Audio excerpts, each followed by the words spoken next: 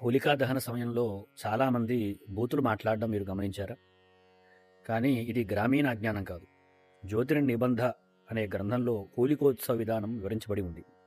అందులో తస్మిన్ దినే పరిక్రమ్య శాబ్దలింగ సమన్వితాః తేన శబ్దేన సా పాప రాక్షసి తృప్తిమాప్నుయాత్.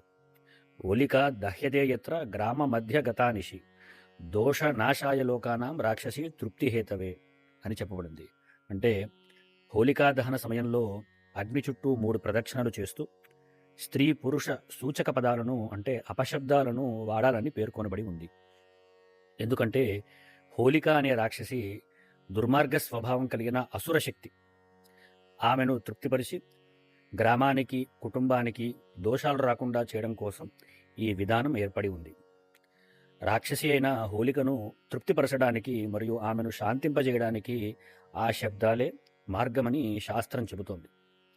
అంటే ఆ అపశబ్దాలు మనలోని చెడును, నెగిటివ్ ఎనర్జీని ఆమెతో పాటే దహనం చేస్తాయన్నమాట.